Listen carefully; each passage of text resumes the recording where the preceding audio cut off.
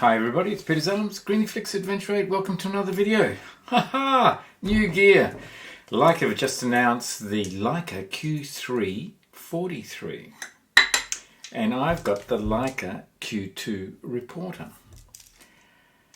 This is what happens when new gear comes out. What to do? Should I upgrade? Should I change? Why did Leica come out with the 43mm focal length for the Q3? Let's discuss and find out what options there are and whether to upgrade or change or add to my collection of Leica cameras.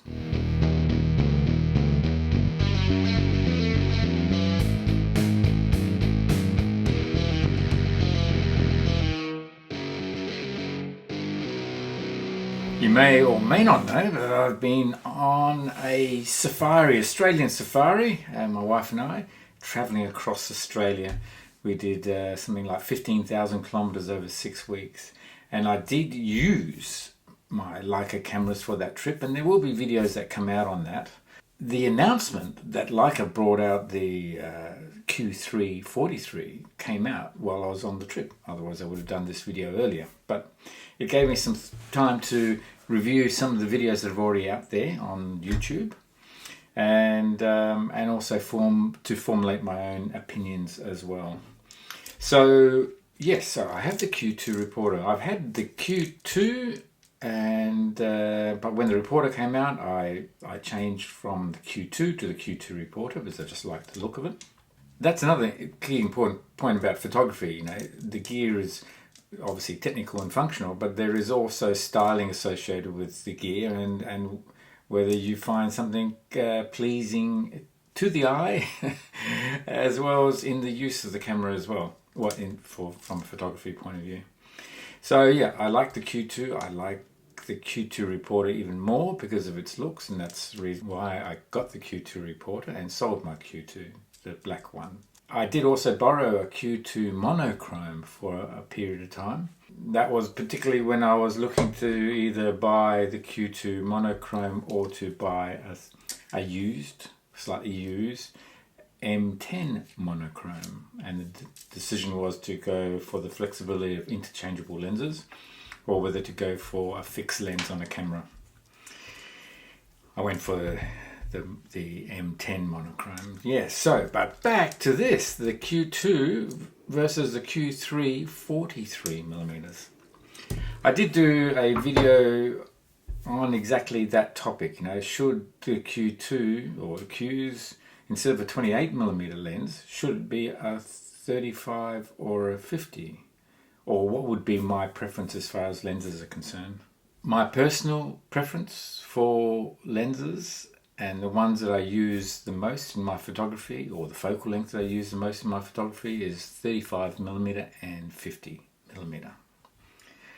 And so I have a bunch of Leica cameras, as you probably already know, with the different lenses. So, for example, here's the Leica M10R, and I managed to find myself this black paint 35mm Summicron, and that goes really well with the black paint M10R. So this is what I mean by, you know, besides the functionality of the camera, there is styling and there's looks, and it's a bit like watches. You know, people get different watches because they feel good about its looks and you like wearing them. Or the same thing with cameras, particularly Leica M cameras and Q cameras, because there are so many different varieties and shapes and colors, and it is a very personal preference. So this is without a doubt one of my favorite combinations, which I do use from time to time.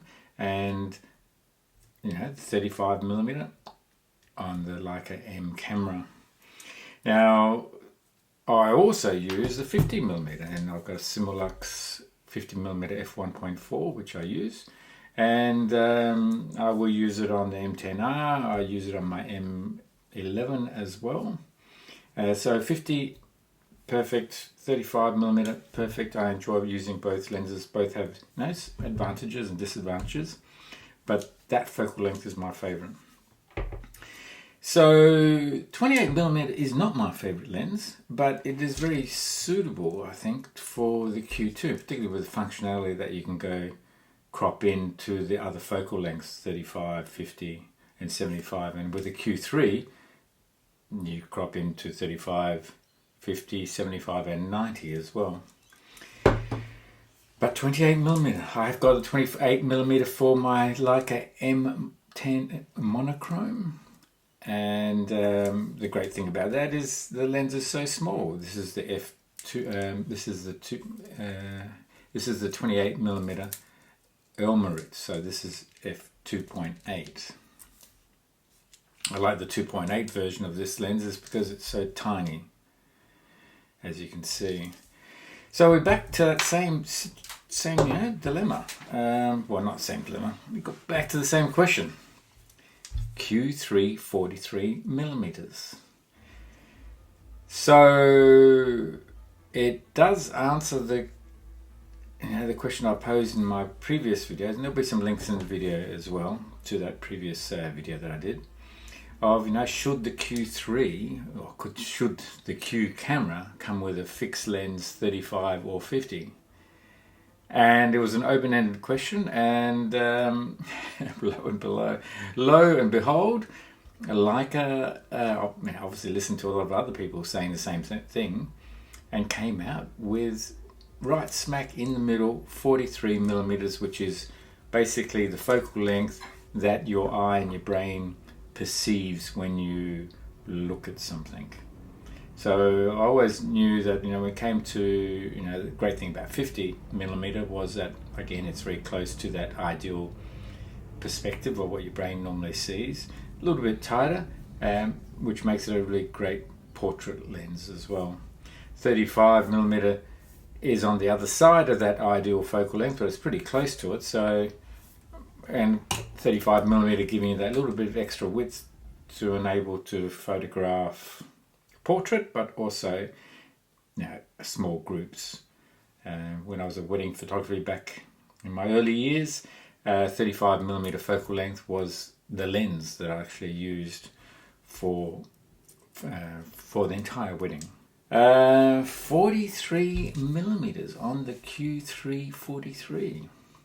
So without a doubt, that attracts me a lot to that camera, that focal length 43mm, because that is without a doubt, 35 and 50 are my favorite lens, so 43 is right smack in the middle, which is that ideal perspective, and it offers all the functionality of the Q2 as well as the Q, all the advantages of automatic focus, weather sealed, macro photography, close focus, and on the 43 it's an Apo lens, which means it's one of the finest lenses you can get with the Leica range, or any camera brand for that fact.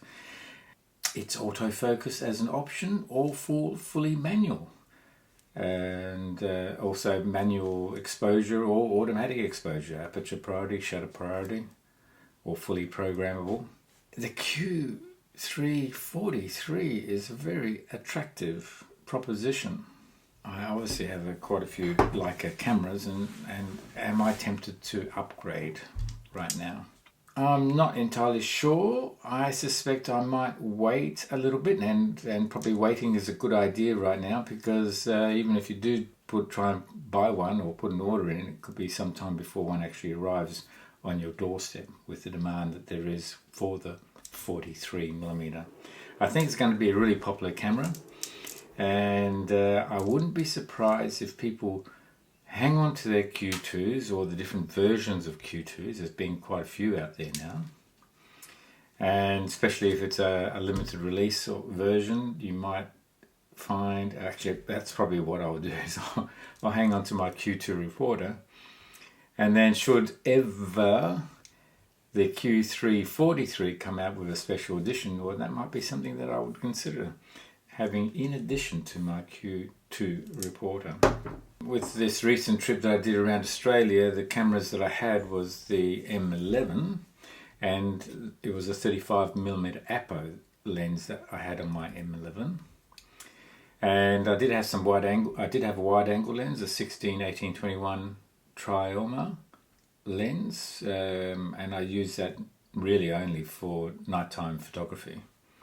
the Milky Way. But most of the time I was using, all the other times I was using the 35mm Apo f2 Summicron.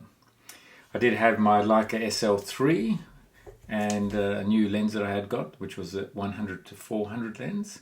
I probably used that 1/3 of the time. But the key point there was I was using the Leica M mostly because it was small, convenient, compact, and fitted into my day shoulder bag, which was perfect for travel. And that's where the Q2, Q3, or the Qs come into that equation, because it's still small. It's the size of an M camera, and yes, it's got a larger lens on it because it's all integrated with the camera, but it's basically much the same weight and much the same size.